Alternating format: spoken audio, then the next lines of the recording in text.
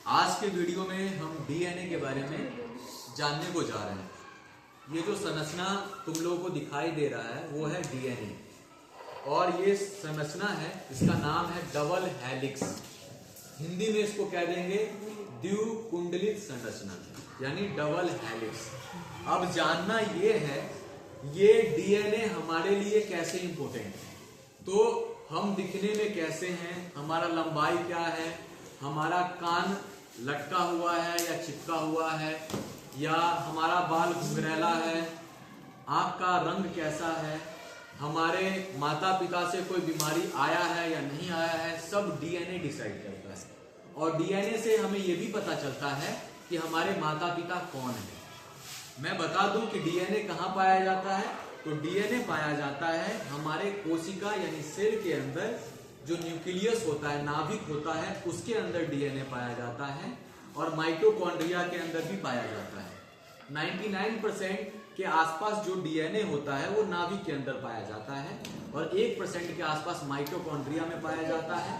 और माइटोकॉन्ड्रिया वाला जो डीएनए होता है वो हमें अपनी माँ से मिलता है। जो भी बच्चे होते हैं उसके अंदर जो माइटोकॉन्ड्रिया वाला जो डीएनए होता है, जिसको एमटी डीएनए कहा जाता है, वो माँ से मिलता है।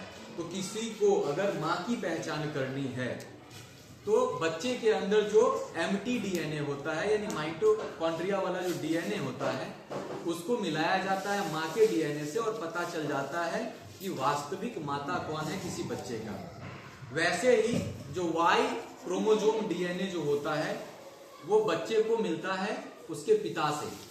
तो पिता का भी पता करना है बच्चे का पिता वास्तव में कौन है।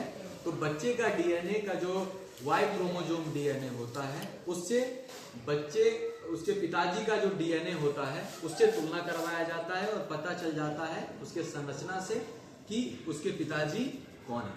अब हम समझते हैं कि ये डीएनए का जो ये बनावट है, इसको तो डबल हेलिक्स कहते हैं, लेकिन बना हुआ किससे? ये जो मुराब दिख रहा है, ये वाला जो मुराब दिख रहा है, इसको कहते हैं हम लोग वास्तव में कि शर्करा और फॉस्फेट से बना हुआ है, यानी शुगर और फॉस्फेट से बना हुआ है। किससे बना हुआ है? Sugar, phosphate.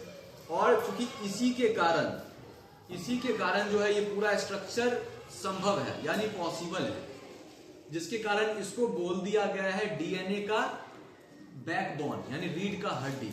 यानी हम पूछ दे डीएनए का रीढ़ का हड्डी क्या होता है उसके डबल हेलिक्स स्ट्रक्चर का, तो वो कौन होता है? Sugar phosphate. ये क्या होता है? शुगर फॉस्फेट, या फिर सीधा कह सकते हो शुगर फॉस्फेट बैकबोन। शुगर को हम लोग हिंदी में शर्करा यानी चीनी कहते हैं। ओके, अब यहाँ पे समझना है, यहाँ पे 4 प्रकार का जो है नाइट्रोजिनस बेस है, यानी जोड़ा दिखाई दे रहा है सबको, दिखाई दे रहा है ना सबको ये जोड़ा। तो ये जो जोड़ा जो दिखाई दे रहा है वास्तव में ये 4 प्रकार का नाइट्रोजिनस बेस है। ठीक है, नाइट्रोजिनस बेस इसलिए बोला गया कि चारों में नाइट्रोजन पाया जाता है। चारों में क्या पाया जाता है? नाइट्रोजन, इसलिए इसको बोल दिया गया नाइट्रोजिनस बेस। और इस चारों का नाम क्या है? ये जो ब्लू कलर का दिखाई दे रहा है इसका नाम है एडेनिन। इसमें भी नाइट्रोजन होता है, इसलिए नाइट्रोजिनस बेस कहा जाता है। ये जो ऑरेंज कलर का दिख रहा है इसको बोला गया है थाइमीन। ये जो दिख रहा है ग्रीन कलर का ये है ग्वानिन, और ये जो रेड कलर का दिख रहा है ये है साइटोसिन। यानी 4 प्रकार के नाइट्रोजिनस बेस होते हैं।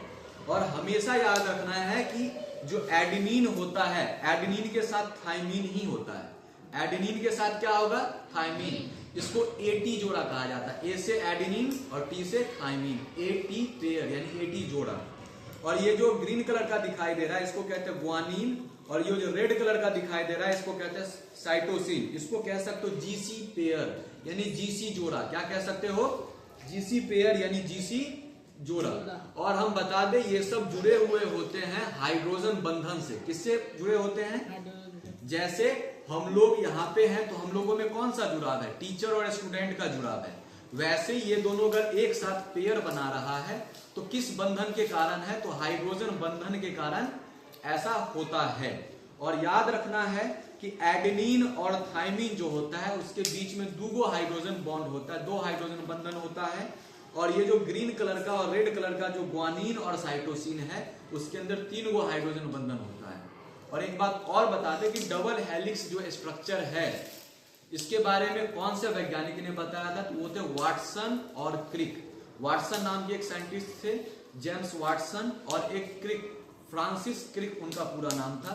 तो उन दोनों ने इस संरचना के बारे में बताया था। तो कभी कभी बोल भी दिया जाता है डीएनए का जो दोहरी संरचना है, दोहरी संरचना नहीं, द्विकुंडलित संरचना है, इसके जनक यानी फादर कौन है, किसने बताया था? तो कौन थे? वाटसन और क्रिक।